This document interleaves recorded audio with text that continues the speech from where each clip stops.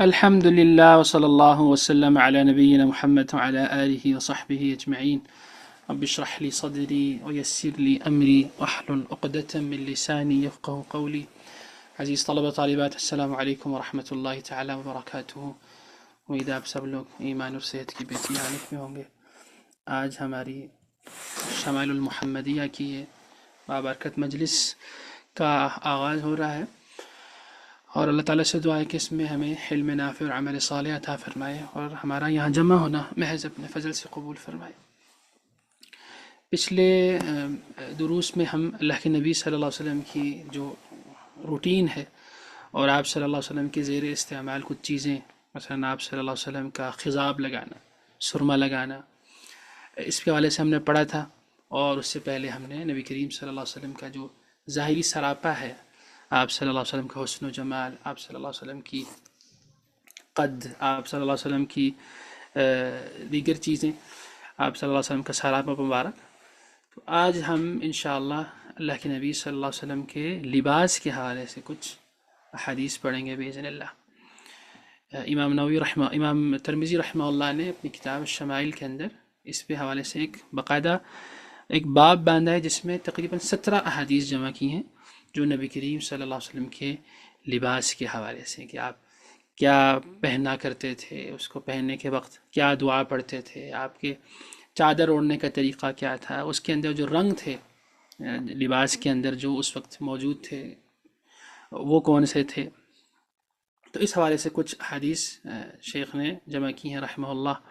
اور اس کے اندر ہمارے لیے یقیناً یہ درس بھی ہے کہ خود لباس کا جو عطا ہونا ہے اللہ رب کی طرف سے، یہ بھی ایک بہت بڑی نعمت ہے، اور یہ ہماری فطرت کے اندر رکھی گئی ہے یہ چیز کہ ہم ایک تو اپنے جسموں کو ڈھانکیں اور اس کے ساتھ ساتھ اچھا لباس پہنیں. تو اس پہ بھی ہمیں اللہ کا شکر ادا کرنا چاہیے، جیسے کہ اللہ تعالیٰ خود فرماتے ہیں سورہ اعراف میں آیت نمبر یہ 26 ہے، یا بنی آدم قد انزلنا علیکم لباسا یواری سوآتکم وریشا، کہ اے اولاد آدم، ہم نے تمہارے لیے لباس نازل کیا ہے جو کہ تمہارے ستر کو ڈھانپتا ہے اور تمہاری زینت کا ذریعہ ہے. تو یہ ہماری فطرت نے، اللہ رب العزت نے رکھی ہے یہ چیز کہ ہم اپنی ستر پوشی کریں لباس کے ذریعے، اور اس سے زینت بھی اختیار کریں، اس سے اپنے آپ کو ہم ذرا چمکا لیں اور اچھے لگنا محسوس کریں. تو یہ چیز ہماری فطرت میں شامل ہے. اس کے آگے اللہ تعالیٰ شاہ فرماتے ہیں وَلِبَاسُ التَّقْوَى ذَلِكَ خَيْرٌ. دیکھو جو سب سے بہترین لباس ہے وہ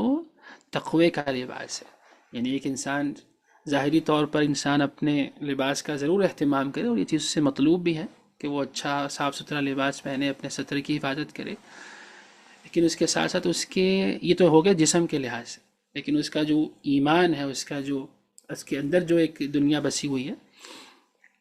اس کے لیے اس کا جو دل کی دنیا ہے خاص طور پر، اس کے لیے تقوی کا جو لباس ہے وہ اس کے لیے سب سے بہترین لباس ہے. اور یہ تقوی کا لباس جب وہ پہنے گا تو اس کا دل بھی اسی طرح خوبصورت اور خوشنما ہو جائے گا جس طرح اس کے ظاہری طور پر اس کا جسم اچھے لباس پہننے سے خوبصورت اور خوشنما دکھتا ہے. اللہ تعالیٰ ہمیں تقوی جیسے بہترین لباس کی بھی توفیق عطا فرمائے. اور مجھے یاد ہے سبحان اللہ، ہمارے بعض اساتذہ سے جب ہم ملا کرتے تھے، اور اکثر جب چھٹیوں پہ گھر آنا جانا ہوتا تھا،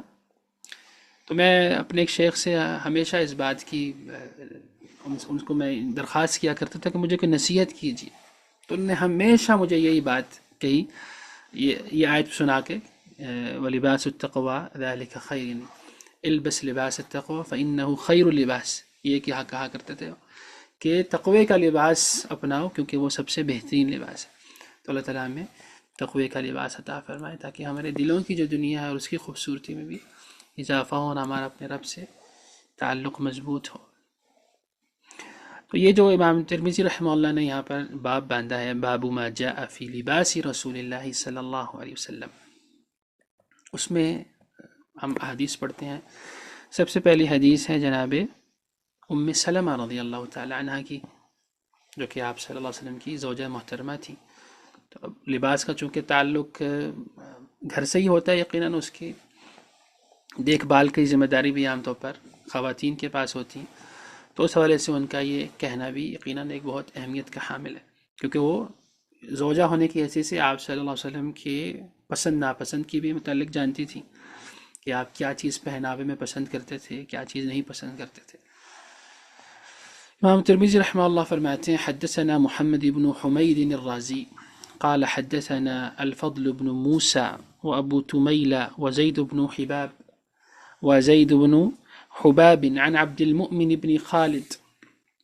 عن عبد الله بن بريدة عن أم سلمة رضي الله تعالى عنها أنها قالت كان أحب الثياب إلى رسول الله صلى الله عليه وسلم القميص۔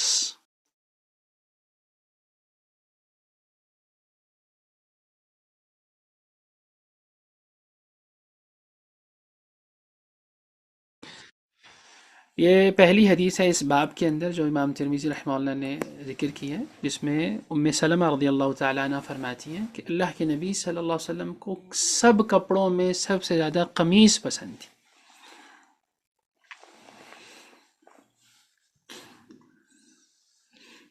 اچھا، قمیص سے کیا مراد ہے یہ بھی ہمیں معلوم ہونا چاہیے۔ عربی میں قمیص اس کپڑے کو کہتے ہیں، ایسا سلا ہوا کپڑا جس کی آستینیں ہوں اور اسے نیچے کی طرف سے پہنا جائے، یعنی جس طرح ایون ہماری جو ہمارے پاکستان انڈو پاک میں جو قمیص ہے وہ تقریباً وہی چیز ہے جو عرب میں جس کو قمیص کہا جاتا ہے، یعنی ایسا سلا ہوا کپڑا جس کی آستینیں ہوں اور اسے نیچے کی جانب سے پہنا جائے۔ اور ثیاب سے مراد یہاں پر عمومی طور پر جناب ام سلمہ رضی اللہ تعالیٰ نے بات کی کہ تمام کپڑوں کے اندر، یعنی اس میں چادر بھی آ سکتی ہے، اس میں لنگوٹ بھی آ سکتی ہے، اس میں اور بھی چیزیں آ سکتی ہیں، تو اس میں جو آپ صلی اللہ علیہ وسلم کو جو پہناوا پسند تھا وہ قمیص تھا۔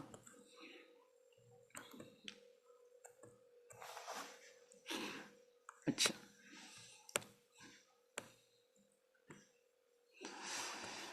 اگلی حدیث دیکھیں، اس میں کیا بات کی جا رہی ہے۔ امام ترمذی رحمہ اللہ فرماتے ہیں حدثنا علی بن حجر قال حدثنا الفضل بن موسى عن عبد المؤمن بن خالد عن عبد الله بن بريدة عن أم سلمة رضي الله عنها أنها قالت كان أحب الثياب إلى رسول الله صلى الله عليه وسلم القميص، یعنی وہ یہ وہی حدیث ہے، لیکن نبی صلی اللہ علیہ وسلم کو جناب ام سلمہ فرماتی ہیں کہ سب سے جو بہترین اور اچھا لباس لگتا تھا وہ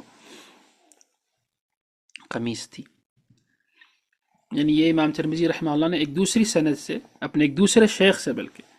یعنی پہلے حدیث میں دیکھیے محمد ابن حمید الرازی شیخ تھے ان کے، جن سے انہوں نے یہ حدیث سنی تھی۔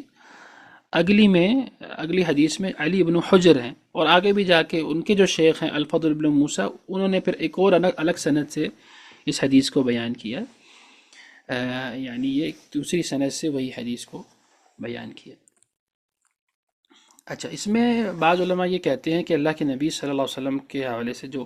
اس حدیث میں ہمیں ملتا ہے کہ آپ صلی اللہ علیہ وسلم کو قمیص پسند تھی، تو اس کی وجہ کیا ہے؟ تو اس میں علماء لکھتے ہیں کہ اس کی وجہ یہ ہوتی ہے، واللہ اعلم بالصواب،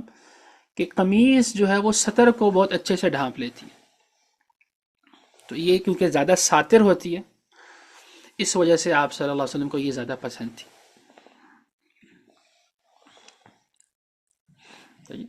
تو یہ علماء نے اس حوالے سے اس کی توجیہ بیان کی ہے کہ یہ وجہ ہو سکتی ہے، کیونکہ اس میں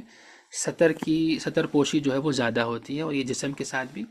ملی ہوئی ہوتی ہے، اس قسم کی جو قمیص ہوتی ہے۔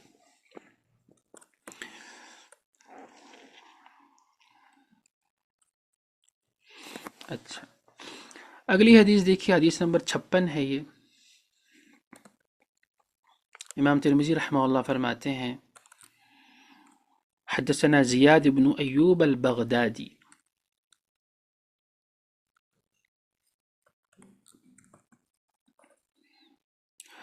قال حدثنا ابو تميلة عن عبد المؤمن بن خالد عن عبد الله بن بريدة عن أمه عن أم سلمة رضي الله عنها أنها قالت كان أحب الثياب إلى رسول الله صلى الله عليه وسلم يلبسه القميص۔ یہ بھی وہی حدیث ہے، یعنی اپنے مفہوم کے اعتبار سے ایک دوسری سند سے امام ترمذی نے اس کو ذکر کیا رحمہ اللہ، کہ جناب ام سلمہ فرماتی ہیں اللہ کے نبی صلی اللہ علیہ وسلم کو سب سے محبوب لباس جو تھا، جو آپ پہنا کرتے تھے، وہ قمیص تھی۔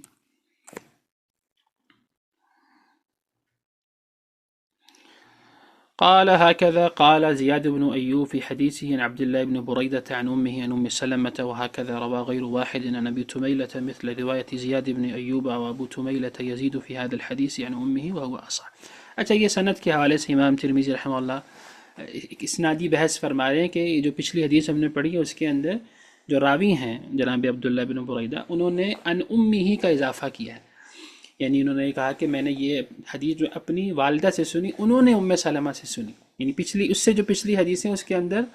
ام ہی کا الفاظ نہیں ہے، یعنی وہ بیچ میں جو واسطہ ہے وہ نہیں ہے ذکر۔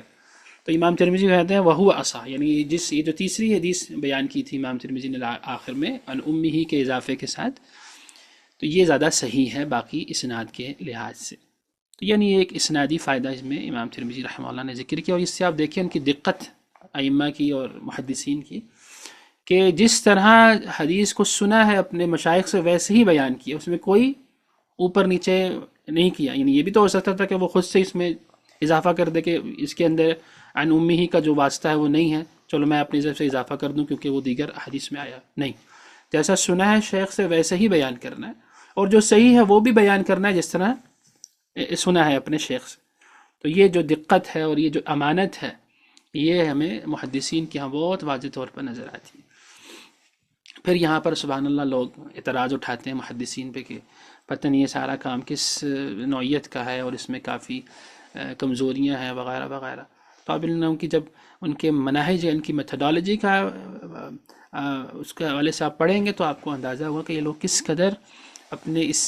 دین کے معاملے میں اور اس کی حفاظت میں، حدیث کی حفاظت میں کس قدر احتیاط سے کام لیا کرتے تھے، اور ہر چیز کا وہ حساب رکھا کرتے تھے۔ اللہ تعالیٰ ان سب سے راضی ہوں۔ یعنی ایک عن امی ہی کا واسطہ بھی انہوں نے اپنی دوسری تیسری جو سند ہے اس سے بیان کیا کہ یہ بھی میں نے اپنے شیخ سے ہی سنی تھی، تو اور یہ صحیح ہے۔ آخر میں پھر بیان بھی کر دیا کہ یہ بات یا یہ جو سند ہے وہ سب سے صحیح ہے۔ چلیے آگے حدیث پڑھتے ہیں، اور یہ غالباً امام ترمذی رحمہ اللہ نے آپ صلی اللہ علیہ وسلم کی جو قمیص کے اندر آستینیں وغیرہ تھی اس حوالے سے یہ حدیث ہے۔ فرماتے ہیں امام ترمذی رحمہ اللہ حدثنا عبداللہ بن محمد بن الحجاج قال حدثنا معاذ بن هشام قال حدثني أبي عن بديل يعني ابن ميسرة العقيلي عن شهر بن حوشب عن أسماء بنت يزيد قالت كان كم قميص رسول الله صلى الله عليه وسلم إلى الرسغ۔ یہ حدیث ہے جناب اسماء بنت یزید رضی اللہ تعالی عنہ کی۔ پہلی جو حدیث تھی وہ ام سلمہ کی تھی، مشہور راوی ہیں، اللہ کے نبی صلی اللہ علیہ وسلم کی زوجہ ہیں۔ یہ جو ام سلمہ ام اسماء ہے، جناب اسماء ابن یزید بنت یزید ہے، وہ فرماتی ہیں کہ اللہ کے نبی صلی اللہ علیہ وسلم کی قمیص کی جو آستین تھی وہ کلائی تک ہوتی تھی۔ اچھا، جس میں جو لفظ رسغ کا استعمال ہوا ہے عربی زبان میں، رسغ جو ہے وہ اس جوڑ کو کہتے ہیں جو ہماری کلائی سے کلائی اور ہتھیلی کے درمیان جو ہوتا ہے، یا ایون جو پنڈلی اور پاؤں کے درمیان جو حصہ ہوتا ہے، پنڈلی سے لے کے پاؤں کے درمیان کا حصہ، اس کو بھی رسغ کہتے ہیں۔ اور جب ہاتھ کی بات ہوتی ہے تو ہتھیلی اور کلائی کے درمیان جو حصہ ہوتا ہے اس کو ہم رسغ کہتے ہیں۔ اور کم جو ہے وہ آستین کو کہتے ہیں عربی کے اندر، یعنی جس سے انسان اپنا ہاتھ جو ہے وہ نکالتا ہے، داخل کرتا ہے کپڑے پہننے ہوئے یا قمیص کو پہنتے ہوئے۔ تو اس کی وہ لمبائی بیسیکلی بتا رہی ہے کہ وہ ہتھیلی یا جو کلائی جو ہے وہ اس کو جو ہے وہ وہاں تک ہوا کرتی تھی، یعنی اچھی خاصی وہ لمبی ہوتی تھی۔ بہرحال اس حدیث کی جو راوی ہیں جناب سلمہ اسماء بنت یزید، یہ بھی اللہ کے نبی صلی اللہ علیہ وسلم کی صحابیہ میں سے، ان کی زیادہ تفصیلات تو ہمیں نہیں ملتی، البتہ کچھ احادیث ان سے مروی ہیں۔ خاص طور پہ جو یہ حدیث ہے اس کی سند اگرچہ کہ کمزور ہے، اس میں ایک راوی ہیں شہر بن حوشب، ان کے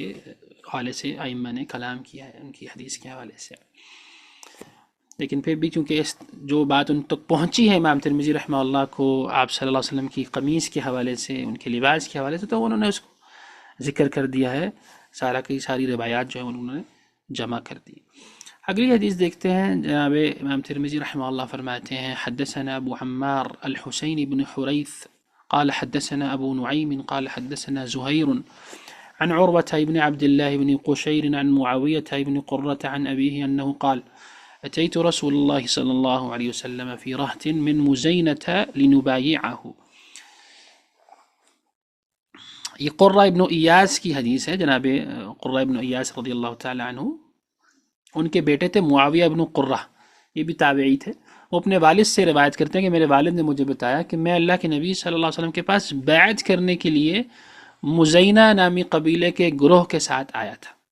اتیت رسول اللہ صلی اللہ علیہ وسلم فی رہط، رہط یعنی ایک گروہ، من مزینہ تھا، مزینہ یہ ایک عرب قبیلے کا نام ہے، آج بھی موجود ہے۔ تو اللہ کے نبی صلی اللہ علیہ وسلم کے پاس اس قبیلے کے لوگ، اور ویسے بھی آیا کرتے تھے، بعض قبیلے کے لوگ آ کے آپ صلی اللہ علیہ وسلم کے ہاتھ میں بیعت کرتے تھے، اسلام قبول کیا کرتے تھے،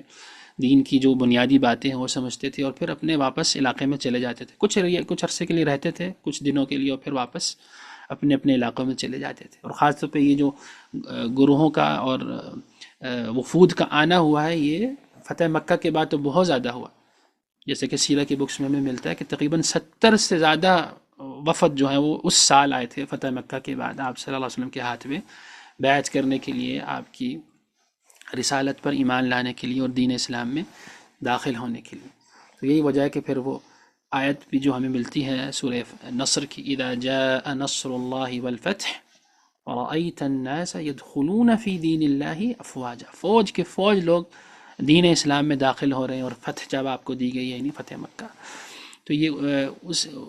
اسی طرح اس سے پہلے بھی یقیناً آتے رہتے تھے آپ صلی اللہ علیہ وسلم کے پاس مختلف اوقات میں گروہ۔ تو وہ فرما رہے ہیں کہ میں مزینہ نامی قبیلے کے ایک گروہ کے ساتھ آپ صلی اللہ علیہ وسلم کے ہاتھ پر بیعت کرنے آیا تھا۔ وَإِنَّ قَمِيصَهُ لَمُطْلَقٌ،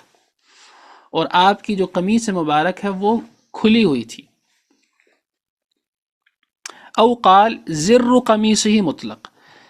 وہ فرماتے ہیں یا تو میرے والد نے غالباً یہ کہا تھا کہ آپ کی قمیص کھلی ہوئی تھی، یا آپ کی قمیص کا جو بٹن ہے وہ کھلا ہوا تھا، زر کہتے ہیں بٹن کو عربی میں۔ قال فادخلت یدی فی جیب قمیصہ فمسست الخاتم، کہتے ہیں میں نے اپنا ہاتھ آپ کی قمیص کے گریبان میں داخل کیا تو میں نے مہر نبوت کو چھو لیا۔ سبحان اللہ۔ اب اس سے اب اندازہ لگائیے کہ اللہ کے نبی صلی اللہ علیہ وسلم کی سادگی آپ دیکھیں کہ ایک شخص آپ سے بیعت کرنے آیا ہے، پہلی بار غالباً ملاقات ہو رہی ہے، اور آپ صلی اللہ علیہ وسلم اتنے سادگی سے رہا کرتے تھے صلی اللہ علیہ وسلم کہ آپ نے جو بٹن کا، قمیص کا جو بٹن ہے وہ بھی کھلا ہوا تھا، یہاں تک کہ اس شخص نے اس محبت کے اندر آپ صلی اللہ علیہ وسلم کے گریبان میں بھی ہاتھ ڈال کے میرے مہر نبوت کو چھو لیا۔ عربی میں جو جیب ہے وہ گریبان کے لیے استعمال ہوتا ہے، جو فصیح عربی کے اندر ہے۔ عام طور پر ہم اردو میں بھی جیسے جیب جو ہے وہ اس پاکٹ کو کہتے ہیں، لیکن عربی میں اور خاص طور پہ جو حدیث کے اندر جب بھی جیب کا لفظ آتا ہے تو اس سے مراد ہوتی ہے گریبان، یعنی جس سے سر داخل کیا جاتا ہے قمیص کے اندر۔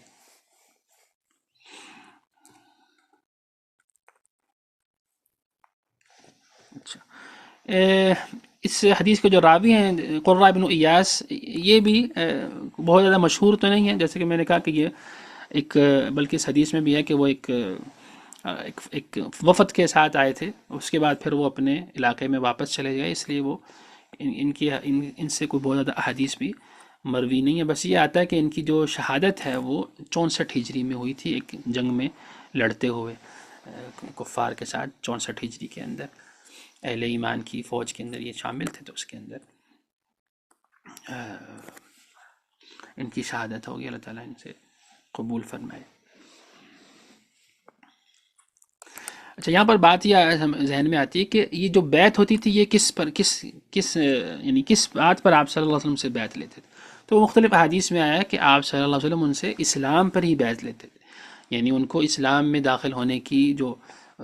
ضروری چیزیں ہیں وہ آپ ان کو بتاتے تھے، شہادتین کا اقرار ہے، ان کو نماز کا بتانا، اسی طرح جو ارکان اسلام ہے 5 کے 5 وہ سب ان کو بتایا کرتے تھے کہ آپ نے اس کو فالو کرنا ہے، اس پہ محنت کریں، اور آہستہ آہستہ پھر دین کے اس درجے پہ آپ جب اس پہ محنت کر کے پھر اس میں مزید آگے بڑھتے ہوئے پھر اس پہ ایمان پہ محنت کریں، اس کے جو ارکان ہیں، باطنی امور جس کو ہم کہتے ہیں. پھر اسی طرح اس پہ محنت کرتے ہوئے پھر آگے جائیں. دین کی جو تیسرا درجہ ہے احسان کا، پرفیکشن، اس میں آپ اپنے آپ کو لگائیں. تو یہ آپ صلی اللہ علیہ وسلم ابتدائی طور پر ان سے اسلام کے اوپر بیعت لیا کرتے تھے. اچھا، اس روایت میں ہمیں یہ بھی معلوم ہوتا ہے کہ صحابہ کرام کو اللہ کے نبی صلی اللہ علیہ وسلم کے جسم اطہر سے بھی کس قدر پیار اور انس اور عقیدت تھی کہ جب انہوں نے دیکھا کہ اللہ کے نبی صلی اللہ علیہ وسلم کا گربان مبارک کھلا ہوا ہے، ان کے سینے کے ان کے جو گردن مبارک کا جو حصہ ہے جہاں پر گربان تھا، تو وہ اپنی اس محبت میں انہوں نے آپ صلی اللہ علیہ وسلم کے گربان مبارک کے اندر بھی ہاتھ ڈال کے مہر نبوت کو چھونے کی انہوں نے سعادت حاصل کر لی. اور اس سے ہمیں یہ بھی پتہ چلتا ہے، جیسے میں کہا، کہ اللہ کے نبی صلی اللہ علیہ وسلم کی جو شفقت ہے، ان کی عنایت ہے، ان کی مہربانی، کہ آپ نے ان کو منع نہیں کیا، بلکہ اس جذبے کو انہوں نے اس کو سراہتے ہوئے ان کو اس بات کی اجازت بھی دے دی کہ وہ ان کو چھو لیں.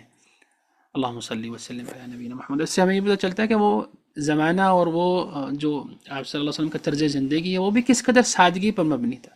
کوئی جو ہٹو بچوں والی کیفیت نہیں تھی، کوئی اس قسم کا کوئی پروٹوکول وغیرہ یا جو ہے وہ اس قسم کی چیزیں نہیں ہوتی تھی جو آج کل ہمیں نظر میں آتی ہیں، اللہ المستعان، ہماری زندگیوں میں جس کا بہت زیادہ اہتمام کیا جاتا ہے. اگلی حدیث دیکھیے، یہ بھی لباس کے حوالے سے ہے، حدیث نمبر 59. امام ترمذی رحمہ اللہ فرماتے ہیں: حدثنا عبد بن حمید قال حدثنا محمد بن الفضل قال حدثنا حماد بن سلمة عن حبيب بن الشهيد عن الحسن عن انس بن مالك رضي الله عنه أن النبي صلى الله عليه وسلم خرج وهو متكئ على أسامة بن زيد. یہ ہے جناب انس رضی اللہ تعالیٰ عنہ کی حدیث، جو آپ صلی اللہ علیہ وسلم کے خادم تھے. وہ فرماتے ہیں اللہ کے نبی صلی اللہ علیہ وسلم اپنے گھر سے تشریف لے کر آئے اور آپ اس حالت میں تھے کہ آپ جو ہیں وہ جناب اسامہ ابن زید کا سہارا لیے ہوئے تھے. متکئن علی اسامہ، علیہ ثوب قطری، اور آپ صلی اللہ علیہ وسلم قطری کپڑا پہنے ہوئے تھے. اس کو قد توشح به فصلى بهم، جس کو آپ نے لپیٹا ہوا تھا، اپنے ارد گرد لپیٹا ہوا تھا، اور آپ نے لوگوں کو پھر نماز بھی پڑھائی. وقال عبد بن حميد قال محمد بن الفضل سألني يحيى بن معين عن الحديث الأول ما جلس إلي فقلت حدثنا حماد بن سلمة قال لو كان من كتابك فقمت لأخرج كتابي فقبض على ثوبي ثم قال أمله علي فإني أخاف أن لا ألقاك قال فأمليته عليه ثم أخرجت كتابي فقرأت عليه. الله أكبر. اچھا، اس حدیث کے آخر میں امام ترمذی رحمہ اللہ نے اپنا ایک واقعہ بھی سنایا اپنے شیخ کے حوالے سے، وہ بھی انشاءاللہ ہم بعد میں دیکھیں گے. اس حدیث میں جو بات کی گئی ہے کہ اللہ کے نبی صلی اللہ علیہ وسلم گھر سے نکلے تو آپ اسامہ بن زید کا سہارا لیے ہوئے تھے، اور آپ نے ایک قطری چادر پہنی ہوئی تھی.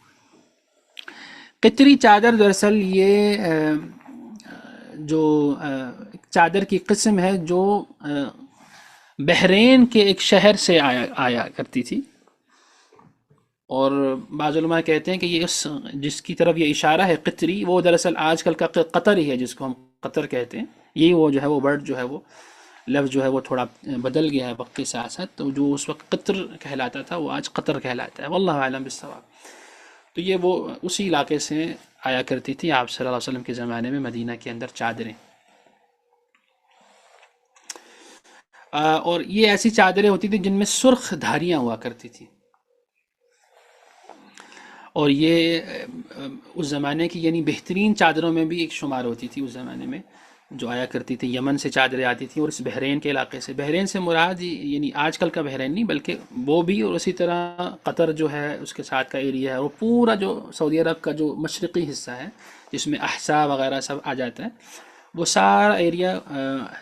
اسلامی تاریخ کے اندر بحرین کے نام سے جانا جاتا ہے. اس کو اگر آپ پڑھنا چاہیں تو اس میں بہت سارے علاقے شامل ہیں. قد توشح بھی یعنی آپ نے ان کو اپنے کندھوں پر پھیرا ہوا تھا،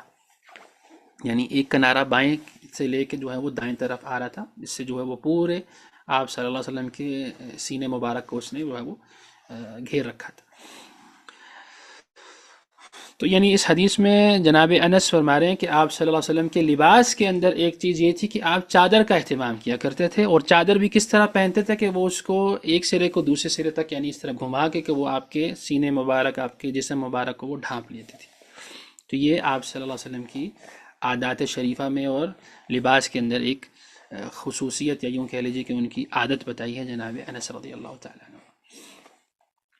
اچھا، اس میں جو آخر میں جو امام ترمذی رحمہ اللہ نے ایک واقعہ لکھا ہے وہ اپنے شیخ کے حوالے سے،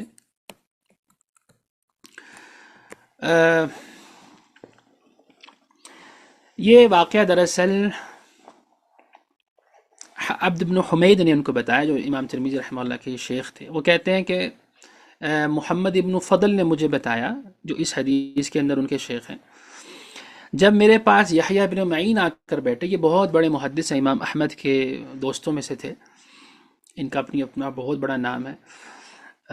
یحییٰ بن معین. سألنی یحییٰ بن معین عن هذا الحدیث. اچھا، اس کو بعض لوگ معین پڑھتے ہیں، یہ دراصل معین ہے، میم کے اوپر زبر ہے. سألنی یحییٰ بن معین عن هذا الحدیث اول ما جلس الی. یحییٰ بن معین میرے پاس آ کے بیٹھے تو انہیں آتے ہی سب سے پہلے مجھ سے اس حدیث کے متعلق پوچھا، یہ جو انس کی حدیث ہم نے پڑھی جناب انس رضی اللہ تعالیٰ. میں نے اس طریق سے حدیث بیان کرنی، محمد ابن فضل کہتے ہیں کہ میں نے اس طریق سے اس سند سے میں نے اس حدیث کو بیان کرنا شروع کیا، تو کہ مجھے یہ حدیث جو ہے وہ حماد ابن سلمہ نے بتائی ہے. اس حدیث میں بھی جیسے کہ حماد ابن سلمہ موجود ہے اس روایت میں. تو یحییٰ ابن معین نے کہا کہ اگر آپ اپنی کتاب سے یہ حدیث پڑھتے تو بہتر تھا. اب دیکھیں ان لوگوں کی حدیث کے حوالے سے اس کی حفاظت اور اس کی تدوین کے حوالے سے ان کی احتیاط. یعنی وہ یہ کہنا چاہ رہے ہیں کہ آپ ابھی تو مجھے اپنے حافظے سے سنا رہے ہیں نا، میں چاہتا ہوں کہ آپ نے جو اپنے پاس اس کو کتاب کو اپنے شیخ سے جو سن کے رکھا ہوا ہے، جو محدثین جب اپنے کسی استاد کے پاس جاتے تھے سنتے تھے حدیثیں، تو وہ اکثر جو ہے وہ اپنے پاس اس کو لکھ لیا کرتے تھے تاکہ محفوظ رہیں بعد میں مراجعہ کرنے کے لیے، ریویژن کرنے کے لیے. تو یحییٰ ابن معین کہتے ہیں انہوں نے اپنے اسی شیخ سے کہا، محمد ابن فضل سے، کہ آپ اپنی کتاب سے اس کو پڑھیں تو زیادہ بہتر ہے، یعنی جو آپ کے پاس اس کی کوئی کاپی وغیرہ. تو محمد ابن فضل کہتے ہیں میں کتاب لانے کے لیے اٹھا تو یحییٰ ابن معین نے میرا دامن پکڑ لیا. فقمت لأخرج کتابی فقبض على ثوبی، تو انہوں نے میرا دامن پکڑ کے مجھے بٹھا دیا. ثم قال املہ علی فإنی اخاف الا القاک. تو کہا مجھے ابھی اسی طرح ہی لکھوا دے، یعنی جو آپ اپنے حافظے سے بتا رہے ہیں. فإنی اخاف الا القاک، مجھے ڈر ہے کہ آپ سے پھر ملاقات نہیں ہو سکے گی. یعنی پتہ نہیں خدا نخواستہ ابھی آپ جا رہے ہیں اپنا دفتر لینے، اپنی کاپی وغیرہ لینے، کیا پتہ اگر راستے میں آپ کی وفات ہو جائے اور میں اس حدیث کو سننے سے آپ سے محروم ہو جاؤں، لہٰذا جیسے بھی ابھی آپ اس کو مجھے سنا دیجیے. تو اب اس سے آپ اندازہ لگائیے کہ ان کی حرص کتنی تھی کہ اللہ کے نبی صلی اللہ علیہ وسلم کی حدیثوں کو ہم جمع کر لیں، ہم ان کو سن لیں، اپنے پاس محفوظ کر لیں تاکہ اس کو پھر آگے ہم بیان کریں. یعنی اتنا بھی ان کو نہیں، یعنی صبر ہوا ان کو ڈر لگ گیا، پتہ نہیں یہ ابھی گئے ہیں، پتہ نہیں ہو سکتا واپس آئیں گے نہیں آئیں گے، کیا پتہ مجھ سے جو ہے وہ یہ حدیث ہی رہ جائے ان کے منہ سے سننے کے لیے. تو انہوں نے کہا کہ مجھے آپ ایسے ہی لکھوا دیں، پتہ نہیں آپ سے ملاقات ہو نہ ہو. اللہ تعالیٰ ان سب سے راضی ہوں، ان کی خدمات کو قبول فرمائے. تو وہ محمد ابن فضل کہتے ہیں فَأَمْلَيْتُهُ عَلَيْهِ ثُمَّ أَخْرَجْتُ كِتَابِي فَقَرَأْتُ عَلَيْهِ. تو میں نے یحییٰ بن معین کو اسی طرح زبانی سنائی، اور اس کے بعد پھر میں وہ کتاب بھی لے کر آیا اپنے گھر سے، اور پھر میں نے ان کو دوبارہ اپنی کتاب سے بھی پڑھ کے سنائی. آئیے، تو اس سے آپ اندازہ لگائیے کہ وہ لوگ کس قدر حدیث کو سننے کے لیے، اس کو سمجھنے کے لیے، اس کی حفاظت کے لیے کس قدر جان کی بازیاں اور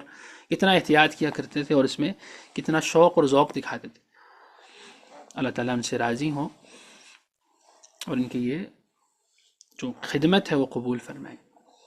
اگلی جو حدیث ہم پڑھتے ہیں انشاءاللہ اس کے ساتھ ہم اپنی بات کا اختتام کریں گے. جناب امام ترمذی رحمہ اللہ فرماتے ہیں حدثنا سوید بن نصر قال حدثنا عبداللہ بن المبارک عن سعيد بن إياس الجريري عن أبي نضرة عن أبي سعيد الخدري أنه قال رضي الله عنه كان رسول الله صلى الله عليه وسلم إذا استجد ثوبا سماه باسمه عمامة أو قميصا أو رداء. جناب ابو سعید الخدری رضی اللہ تعالیٰ عنہ فرماتے ہیں کہ اللہ کے نبی صلی اللہ علیہ وسلم جب بھی کوئی نیا کپڑا پہنتے تو اس کو اس کے نام سے موسوم فرماتے، اس کے نام کو لیا کرتے. مثلا جیسے انہوں نے اس کی مثال بھی دی ہے، امامتن او قمیصن او رداءن، یعنی اگر آپ امامہ پہنتے تو آپ کہتے یہ امامہ، اگر آپ قمیص پہننا کرتے تو آپ باقاعدہ یعنی یہ مینشن کرتے کہ یہ قمیص یا یہ چادر، پھر آپ یہ دعا کرتے. کیا دعا؟ ثم یقول اللہم لک الحمد کما کسوتنیہ اسألک خیرہ وخیر ما صنع له واعوذ بک من شرہ وشر ما صنع له. کہ اللہ ہر قسم کی تعریف آپ کے لیے ہے، جس طرح آپ نے مجھے یہ پہنایا، یعنی یہ امامہ پہنایا ہے یا یہ قمیص پہنائی ہے یا یہ چادر پہنائی، اس طرح آپ صلی اللہ علیہ وسلم اس کا باقاعدہ اس لباس کا نام لیا کرتے. وہ یعنی اس طرح مجھے جس طرح آپ نے مجھے یہ پہنایا ہے، میں آپ سے اس کی خیر اور اس چیز کی خیر جس کے لیے یہ بنایا گیا وہ مانگتا ہوں، اور اسی طرح میں آپ سے اس کی شر اور جس چیز کے لیے یہ بنایا گیا ہے اس کے شر سے پناہ مانگتا ہوں. تو آپ صلی اللہ علیہ وسلم اس طرح جب بھی کوئی بھی نیا لباس پہنتے، چاہے وہ قمیص ہو، کوئی امامہ ہو، چادر ہو، کوئی پاجامہ ہو، کچھ بھی ہو، آپ صلی اللہ علیہ وسلم اس کے لیے یہ دعا کیا کرتے. تو ہمارے لیے اس میں کیا ہے سیکھنے کے لیے کہ ہم بھی جو لباس زیبتن کرتے ہیں تو ہمیں لازمی طور پر یہ اس کو پہنتے ہوئے ہمیں یہ دعا پڑھنی چاہیے، اور اپنے رب کی ایک تو تعریف بیان کرنی چاہیے کہ اس نے ہمیں یہ عطا فرمائی، اس کے بعد اس لباس کی خیر مانگنی چاہیے کہ یہ اس سے ہمیں خیر ہی نصیب ہو اور اس کے شر سے ہمیں اللہ تعالیٰ محفوظ فرمائے. ایک بہت ہی عظیم حدیث ہے اور یہ حدیث صحیح بھی ہے، اس کو ہمیں سیکھنا چاہیے، اپنی اولادوں کو سکھانا چاہیے اور اس کا اہتمام بھی کرنا چاہیے. انشاءاللہ اس سے آگے کی حدیث ہم پڑھیں گے باذن اللہ اگلی حدیث میں، اگلی مجلس میں انشاءاللہ تعالی. اور اس کے علاوہ بھی یعنی صرف یہی دعا نہیں ہے، اس کے علاوہ بھی کچھ اور بھی دعائیں ہمیں ملتی ہیں. سنن ابی داؤد میں بھی ایک روایت آتی ہے ہمارے پاس، اس میں اللہ کے نبی صلی اللہ علیہ وسلم ایک دعا فرماتے تھے، الحمد للہ الذی کسانی هذا ورزقنیہ من غیر حول منی ولا قوة، کہ اس اللہ کا شکر ہے جس نے مجھے یہ لباس عطا کیا، یہ لباس پہنایا اور مجھے یہ عطا کیا بغیر میری کسی قوت کے، بغیر کی میری کوشش کے مجھے یہ عطا فرمایا. تو اللہ کے نبی صلی اللہ علیہ وسلم فرماتے ہیں اللہ تعالیٰ اس کے تمام گناہ معاف فرما دیتے ہیں، یعنی جو اس دعا کا اہتمام کرتا ہے. بہرحال ہمیں اللہ کے نبی صلی اللہ علیہ وسلم کی سنت سے، آپ کی اس حدیث سے ہمیں پتہ چلتا ہے کہ اپنے جو بھی اللہ نے نعمت دی اور خاص طور پہ جو کپڑے ہیں اس کو استعمال کرتے ہوئے اپنے رب کا شکر ادا کرنا چاہیے. اور دراصل ہمیں یہ بتایا جا رہا ہے، یہ ہمارے ذہنوں میں بٹھایا جا رہا ہے کہ ہم اپنے رب کے محتاج ہیں، ہر چیز میں اپنے رب کے محتاج ہیں، اور ہمیں اس کے انعام کو کبھی بھی نہیں بھولنا چاہیے. ربی انی لما انزلت الی من خیر فقیر، جو جناب موسیٰ علیہ السلام کی دعا ہے، تو اس کو بھی ہمیں ذہن میں رکھنا چاہیے اور اپنا تعلق اپنے رب سے اتنا ایسا جوڑنا چاہیے کہ ہر چیز میں ہمیں اس کی یاد آئے اور ہم اس کا ذکر کریں، اس کا شکر ادا کریں. اور یہی عبودیت ہے، دراصل یہی ہے بندگی، اپنے آپ کو اس کے سامنے بالکل ذلیل کر دینا اور اپنے آپ کو بالکل اس کے سامنے جھکا کے رکھنا. یہ دراصل عبودیت کی اس کا عبودیت کا تقاضا ہے ہم سے. اللہ تعالیٰ ہمیں اس چیز کی توفیق عطا فرمائے، اس عبودیت کا جو مفہوم ہے وہ بھی سمجھنے کے توفیق عطا فرمائے. سبحانك اللهم وبحمدك نشهد أن لا إله إلا أنت نستغفرك ونتوب إليك. هذا والله أعلم، وصلى الله وسلم على نبينا محمد وعلى آله وصحبه أجمعين، والسلام عليكم ورحمة الله تعالى وبركاته. یہاں ایک سوال ہے ہماری بہن کا یا بھائی کا، صرف پہلی مرتبہ ہی پڑھنی ہے یہ دعا؟ یعنی جب بھی آپ کوئی بھی لباس پہنیں اس کے شروع میں آپ یہ پڑھیں اور اس کے بعد اس لباس کو زیبتن کر لیں. یعنی جب آپ کوئی بھی لباس مثلا بدلیں تو آپ کو دعا پڑھنی چاہیے، اور ایک دفعہ پڑھنا کافی ہے انشاءاللہ. بارک اللہ فیکم، والسلام علیکم ورحمۃ اللہ تعالی وبرکاتہ.